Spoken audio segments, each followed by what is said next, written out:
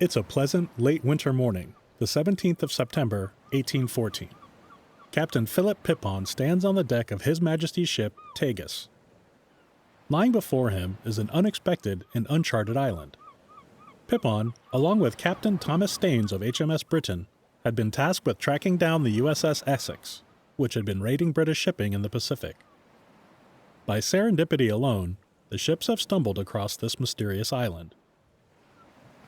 At daybreak, the ships pull closer to the island, where they observe well-maintained plantations and neatly built huts.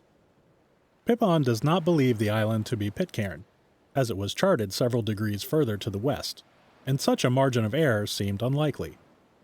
Besides, Pitcairn was uninhabited. After a short time, canoes launch from the shore and approach the Royal Naval vessels. The first of the visitors boards the Briton. He is a tall young man with a cheerful disposition. He has a light complexion, somewhat European, and is wearing only a loincloth and a straw hat decorated with feathers. With a cheerful smile, the man introduces himself in clear English. "I am Thursday, October Christian. Pleasure to meet you." Mr. Christian's wife is next on board, a woman much older than him, with a darker complexion, like that of the people of nearby islands. Another young man follows, by the name of George Young, and he too spoke perfect English. After some discussion and many questions, Christian escorts the visitors to the island and to a house in the village. Inside, they find an old man lying in bed. He is unwell, but sits up to greet his guests. "Mr. John Adams," he says weakly. "And who might you gentlemen be?" To the surprise of the captains, they discover Mr. Adams is an Englishman. Over the next several hours, Adams tells of the mutiny on the Bounty, the abandonment of William Bligh, and the discovery of their new home here on this remote island. He is now old, sick, and tired, and the only remaining mutineer from the ship. All the others on the island are wives, children, and grandchildren of the original settlers. He doesn't give much thought anymore about the Bounty. All of his efforts lie in the welfare of his island colony. The officers supply the islanders with muskets, gunpowder, cooking utensils, and other items of need, and in exchange were given hogs, yams, coconuts, and bananas. At 3:00 p.m., Captains Pippon and Staines bid the island folk farewell and departed. Though it was not their mission, they had found Pitcairn Island, and the colony founded by the Bounty mutineers.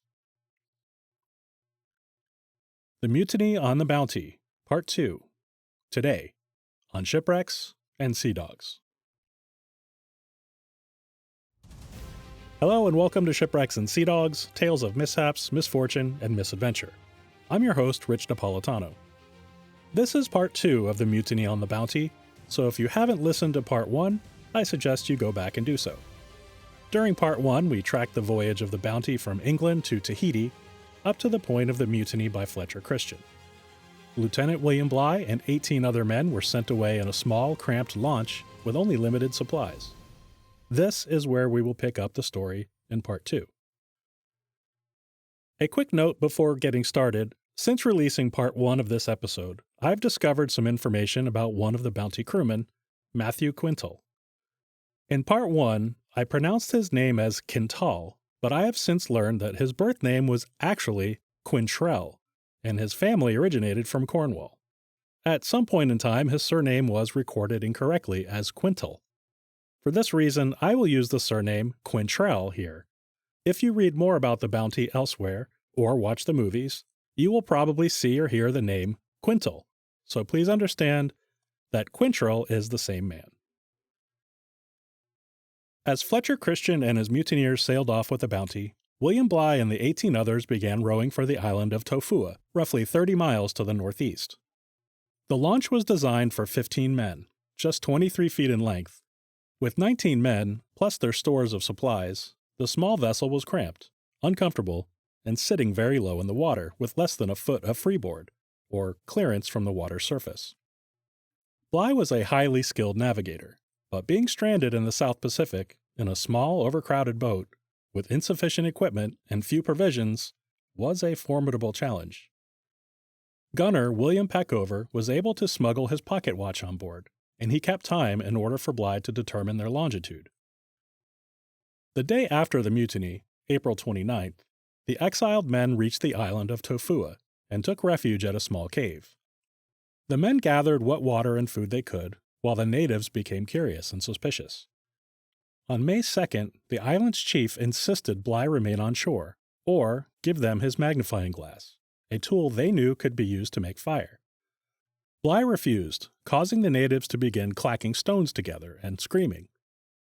He retreated to the launch, just narrowly escaping the grasp of the natives. 4 sailors with cutlasses met the natives on shore, attempting to slow their advance. Large stones were hurled at the sailors, and Quartermaster John Norton was struck squarely in the head, causing him to fall. Norton was quickly set upon and bludgeoned to death, to the horror of his comrades watching from the launch. Bligh and his men hastily rowed for their lives, while the natives boarded their canoes to pursue. Bligh dumped articles of clothing overboard, which fascinated the natives, and they slowed to pick them up out of the water, allowing the launch to escape. Captain Bligh came to the conclusion that without a ship and the threat of its guns, he would almost certainly not be a respected or welcomed guest on any of these islands. He personally witnessed the death of Captain James Cook in 1779 at the hands of native Hawaiians, and did not wish to have a similar fate. He set course for the closest European settlement on the island of Timor, 3,600 miles to the west. He didn't know exactly where the settlement was located, or if it was even still in existence. Carpenter William Purcell used a log to fashion a triangular piece of wood with a lead weight and attached it to a line with knots marking intervals for speed. This, along with the gunner's pocket watch, assisted Bligh to navigate by dead reckoning, which is essentially an educated estimation of the ship's location.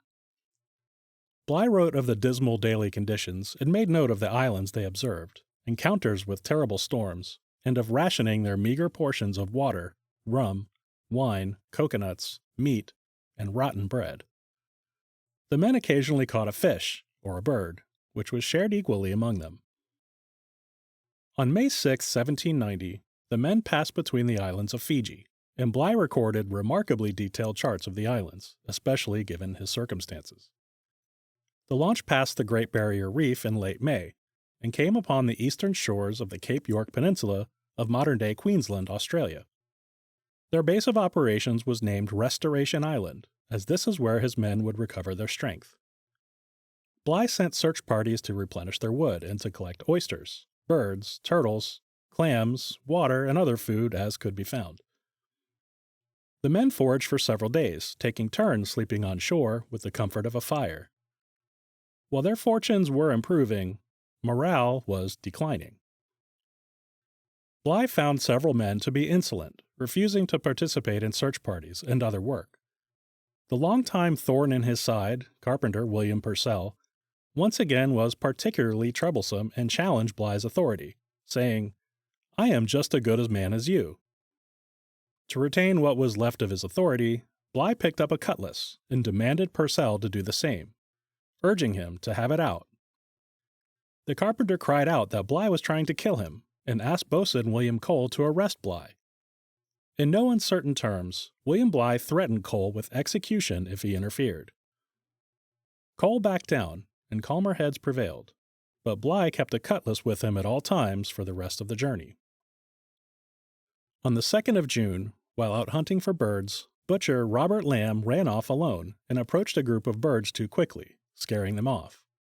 In addition, it was discovered that Lamb had earlier separated from the rest of the party and caught and ate 9 raw birds by himself.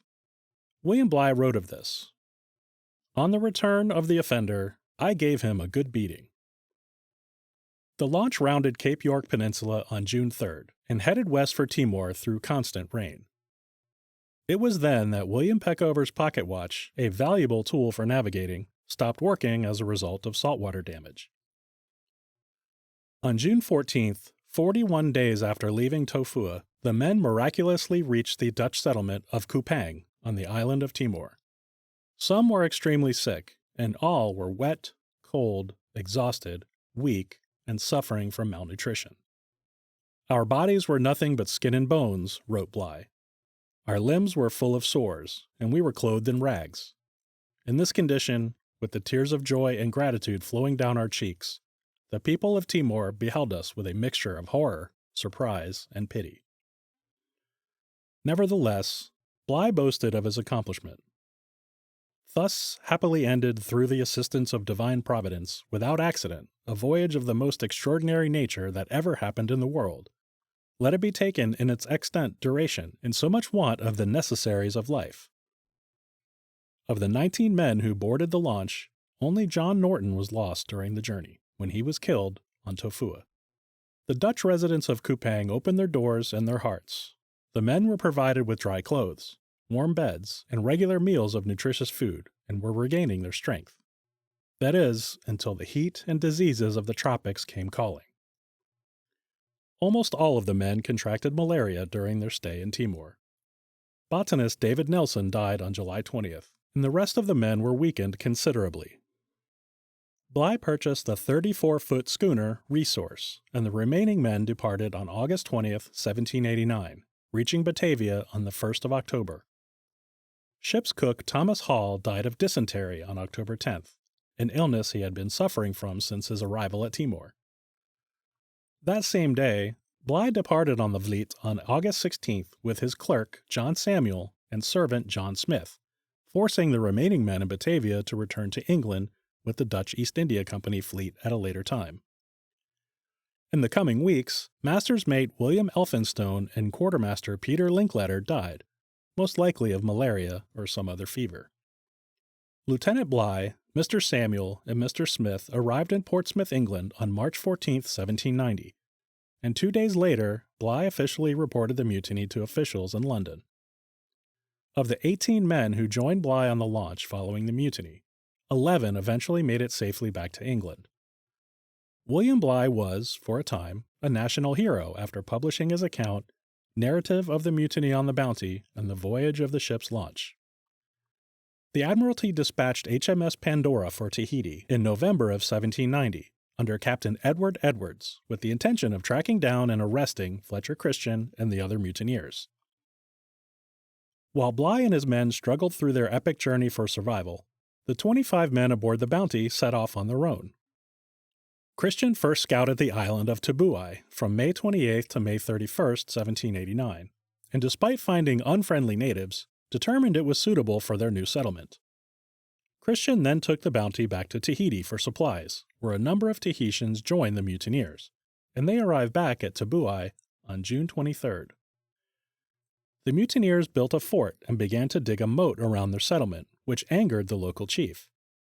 Hostilities escalated until a full-scale battle erupted on September 13th, resulting in several injuries.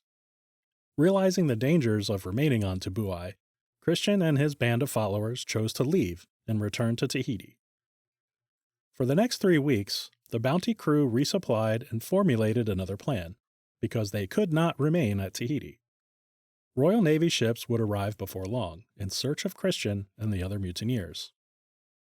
On October 22nd, William Brown, Fletcher Christian, Isaac Martin, William McCoy, John Mills, Matthew Quintrell, Alexander Smith, John Williams, and Edward Young left Tahiti on the Bounty, along with 6 Tahitian men and 12 Tahitian women. It is probable that at least some of the Tahitians were tricked into leaving the island, believing they would return. Christian didn't yet have a specific destination, but he had no intention of returning to Tahiti. 16 men from the Bounty remained on Tahiti, including 4 men who did not participate in the mutiny. These were Joseph Coleman, Michael Byrne, Thomas McIntosh, and Charles Norman. In his log, Bligh wrote of them, "These men are deserving of mercy, being detained against their inclinations." Over the next 2 years, these 16 men melded into Tahitian culture. They had children, wrote a history of the island, wrote a dictionary of the local language, and built a schooner that they named the Resolution. They even participated in wars with neighboring islands. 2 of the men, Matthew Thompson and Charles Churchill, were often intoxicated and quarrelsome. Churchill was one of the men who had deserted the Bounty and had to be tracked down. In April of 1790, Matthew Thompson killed Charles Churchill during an altercation over a stolen musket. The Tahitians subsequently killed Thompson in retribution for the murder. After a 4-month journey, HMS Pandora arrived in Tahiti on March 23, 1791. Within 48 hours, 8 of the 14 remaining crew of the Bounty willingly turned themselves in to Captain Edwards. Search parties were dispatched and the remaining 6 were apprehended within days. All of them were imprisoned in a specially designed cell on the deck of the Pandora, measuring roughly 11 feet by 18 feet and just 5 feet high. The men were in irons and could not stand up straight inside the cramped makeshift prison, which was referred to as Pandora's box. It was extremely hot inside the miserable cell, and armed guards surrounded them at all times. Captain Edwards spent time gathering information before setting out to search for Fletcher Christian and the Bounty on May 10th. Edwards renamed the mutineer schooner to the Mutiny and placed master's mate William Oliver in command with a crew of 9 men. Edwards spent the next 3 months searching various islands for any sign of the Bounty, but only recovered its lost anchor at Tabouai. During this time, the ship's jolly boat was lost with all 5 crewmen. A month later, the Mutiny became separated from the Pandora, and by August 1st, Edwards abandoned the search for the Bounty and set course for Java, which was the predetermined rendezvous point. Making for the Torres Strait, Pandora ran aground on the Great Barrier Reef on August 28, 1791, and sank in the surf the following day. 31 of the crew and 4 of the prisoners were killed. The survivors of Pandora escaped on the ship's boats and arrived at TImor 2 weeks later.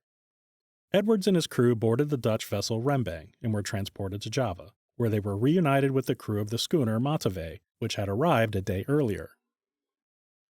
The crew of the Pandora and the prisoners were placed on board an old rotting vessel in Batavia's harbor.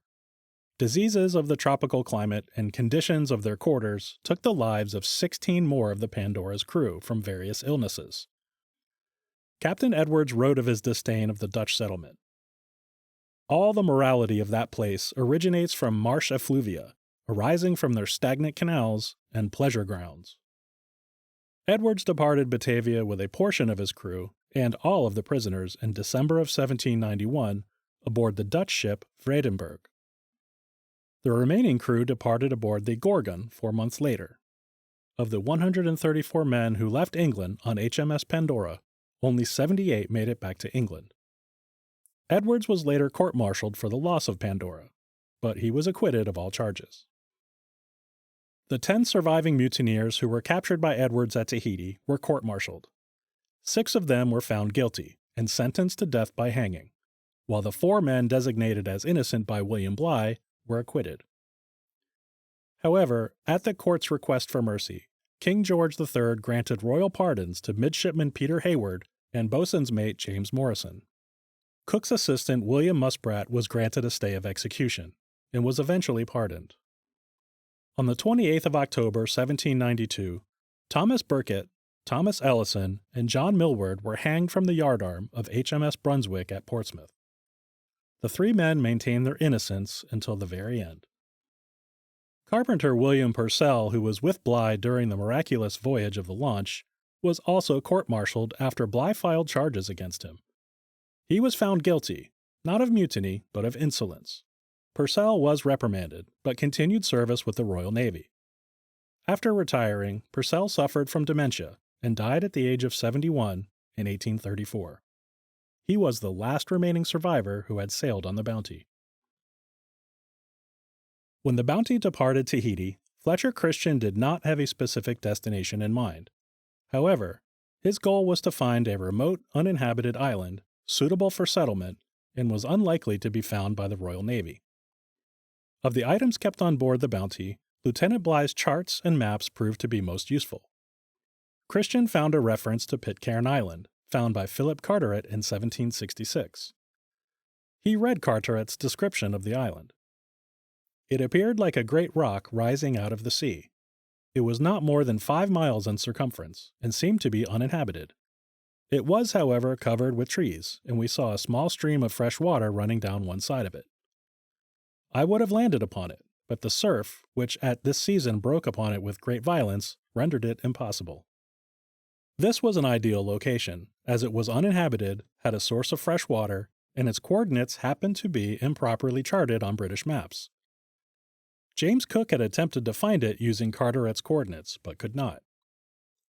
Christian assumed Carteret's calculation error was in longitude, as it was much more difficult to determine.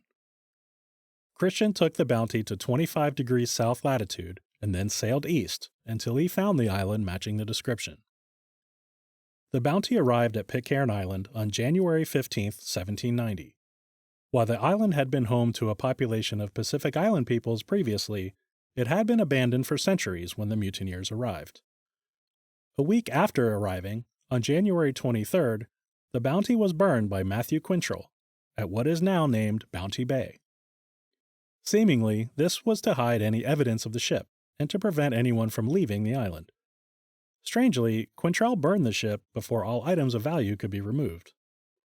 The first evidence of what happened to the Pitcairn Islanders came in February of 1808, when the American sealing ship Topaz arrived at the island under Captain Mayhew Folger.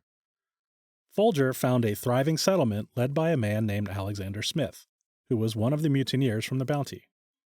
He was surrounded by seemingly happy women, children, and younger men, and Smith gave Captain Folger the K2 chronometer that had been issued to William Bligh for use on the Bounty, which provided definitive proof of a connection to the Bounty.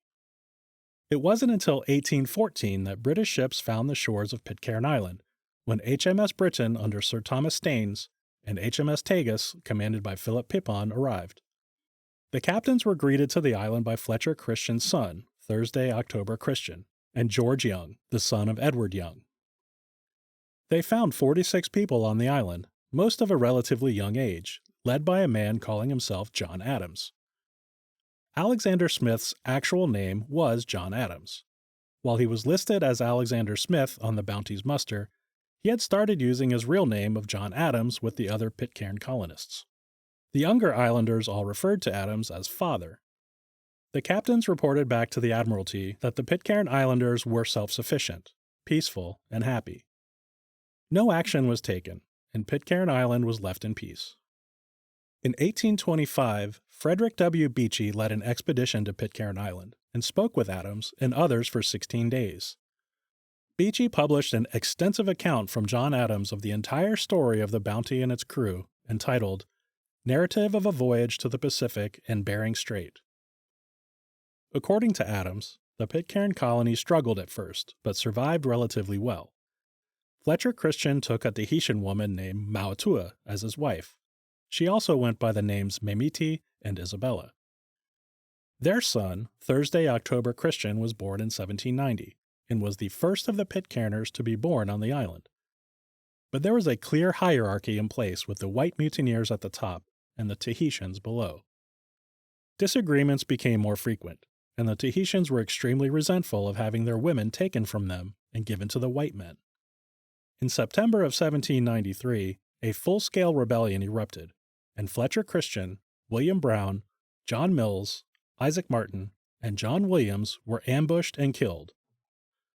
Fletcher Christian died from a gunshot wound to the neck while he was tending to his plot of yams. John Adams and Edward Young were spared, as they were hidden away and protected by the women. Matthew Quintrell and William McCoy, however, were two of the most ill-mannered toward the Tahitians, and they escaped to the mountains where they were forced to forage for survival for a time. Not long after the massacre, a violent disagreement among the Tahitian men took place over who would claim the women, and 2 of the Tahitian men were killed. The women, who lamented the loss of their white husbands, launched a plan to kill the 2 remaining Tahitian men. One of them was killed in his sleep with an axe, while the other was shot by Edward Young. In 1798, William McCoy constructed a still to make liquor of a local root. He and Matthew Quintrell became terrible alcoholics, and in a drunk-induced delirium, McCoy fell off a cliff, possibly intentionally, and was killed. When Matthew Quintrell's wife died in 1799, he insisted on taking a wife from Adams or Young, and threatened to kill them if they did not agree. Fearing Quintrell would carry through with his threat, Adams and Young killed Quintrell with an axe. A year later, Edward Young died of natural causes, possibly an asthma attack, leaving John Adams as the lone survivor of the mutineers on Pitcairn Island. At the time of Frederick Beechey's visit in 1825, there were 66 residents of Pitcairn Island. Of these, 20 were the children of the Bounty mutineers, and 37 were their grandchildren. John Adams died in 1829, most likely of natural causes, at age 61. His is the only known gravesite of the mutineers on Pitcairn Island.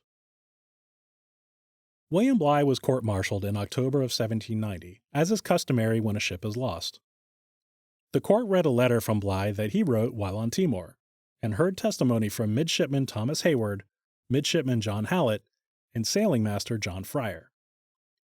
The court found the loss of the Bounty was entirely due to the secret mutiny planned by Fletcher Christian, and Lieutenant William Bligh was exonerated of any wrongdoing. Bligh was promoted to captain and assigned to HMS Providence for a second attempt to transport breadfruit to the West Indies. This mission, lasting from 1791 to 1793, was successful for his part, but the enslaved people in the West Indies disliked the breadfruit and refused to eat it.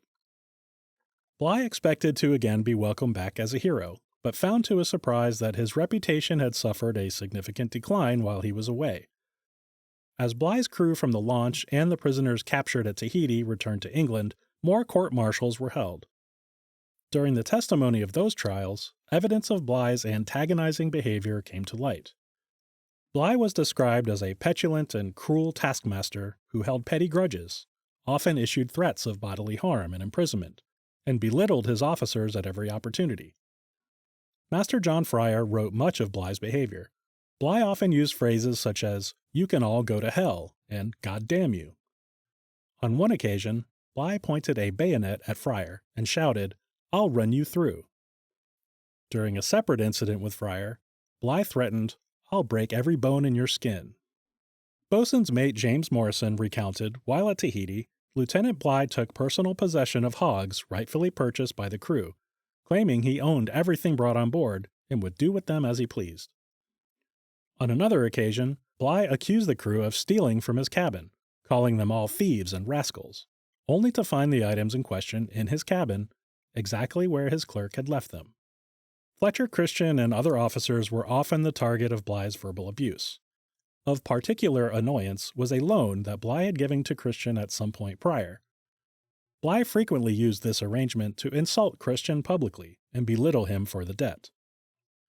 Christian's name appears only a handful of times in the logbook prior to the mutiny. In fact, Bligh wrote frequently of having a healthy and happy crew, performing Sunday services, ordering daily exercise, seeing that sick men were cared for, and taking personal pride in the good conditions on board.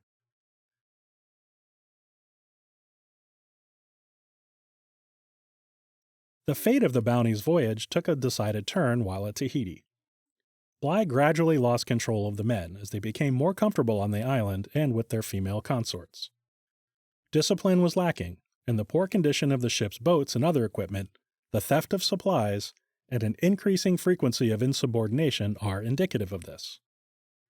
As for William Bligh, he commanded numerous vessels until 1805, when he was once again court-martialed. In a familiar refrain, charges by Bligh's second lieutenant, John Fraser, accused Bligh of indecency. In his complaint, Fraser claimed Bligh, quote, "called me a rascal, scoundrel, and shook his fist in my face." Bligh was acquitted, technically, but was reprimanded and told to use language more suitable for an officer. In 1806, William Bligh was named as Governor of New South Wales, Australia. His problematic tenure lasted until 1808, when he was deposed by a military coup of the New South Wales Corps during the Rum Rebellion. Bligh went on to achieve the rank of Vice Admiral of the Blue in 1814, although never again commanded a ship. William Bligh died of cancer in 1817 at the age of 63 and is buried at the Garden Museum in the Lambeth district of London. He remains a popular, if controversial, figure in the history of the Royal Navy. So, was Fletcher Christian justified in mutiny?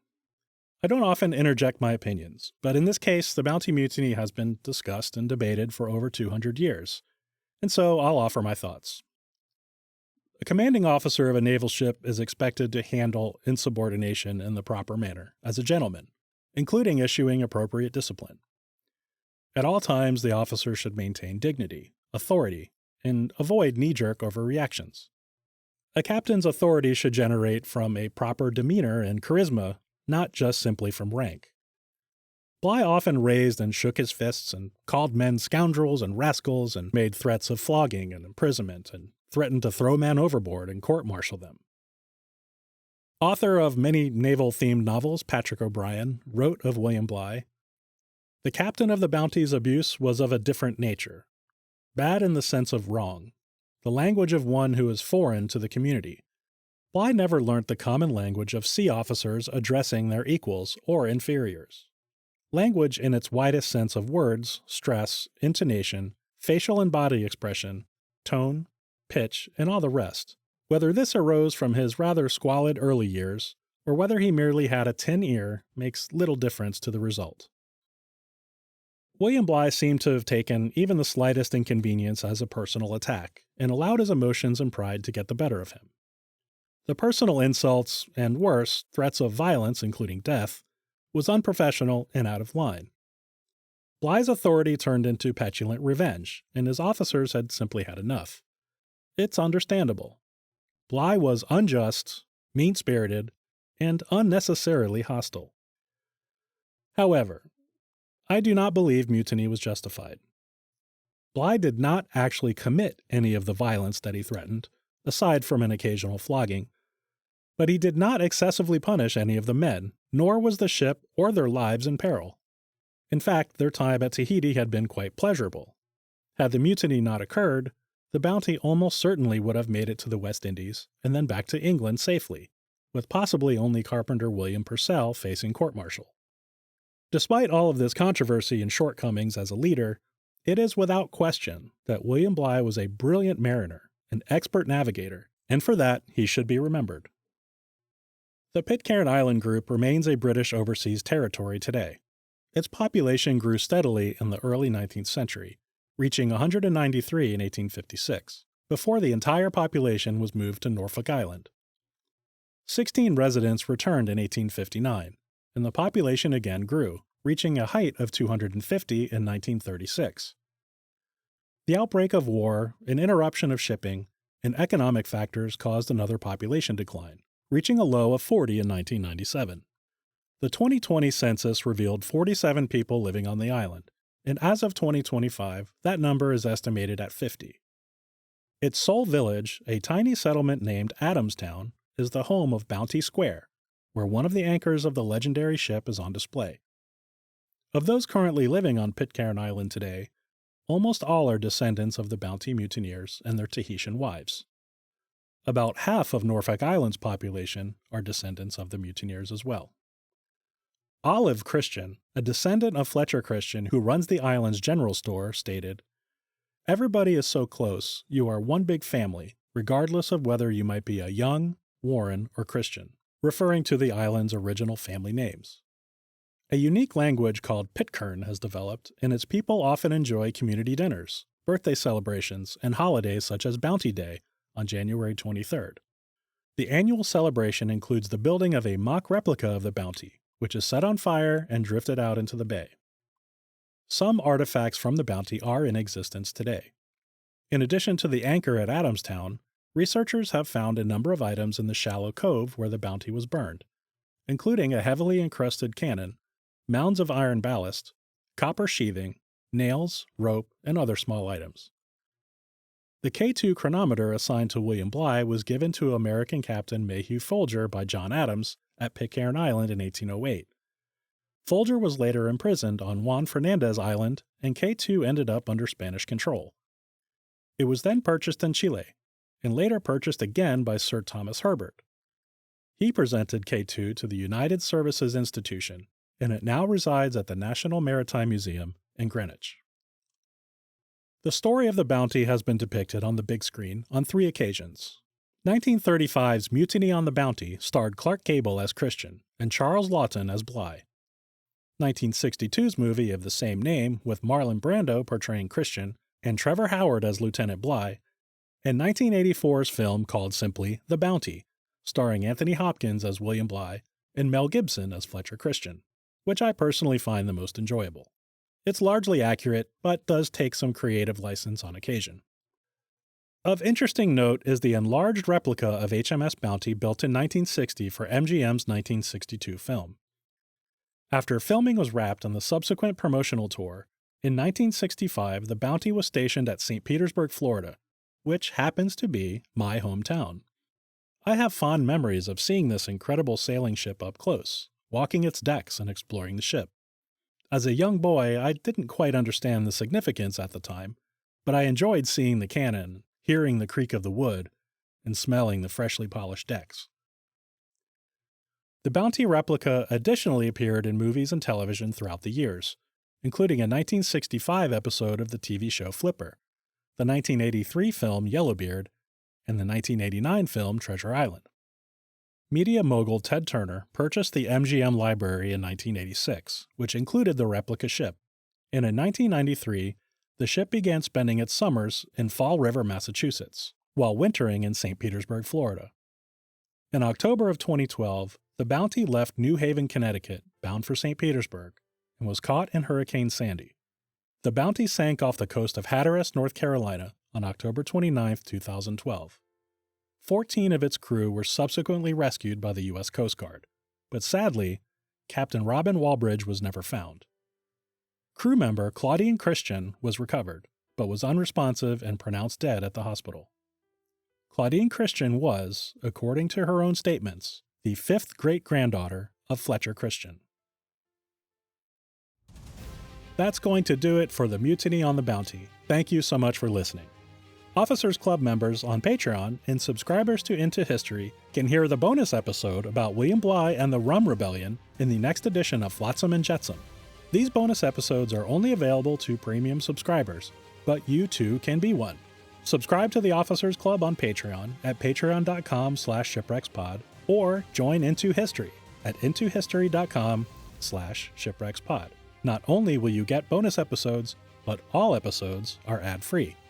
Shipwrecks and Sea Dogs is written, edited, and produced by me, Rich Napolitano. Original theme music is by Sean Siegfried, and you can find him at seansiegfried.com. Shipwrecks and Sea Dogs merchandise is available at shop.shipwrecksandseadogs.com. T-shirts are only $15. Can't beat that these days, so check it out. Get yourself a shirt or a hat and enjoy the feeling of supporting an independent podcaster, specifically me. Please join me again next time. But until then, don't forget to wear your life jackets. You scoundrels, you rascals, I'll run you through, you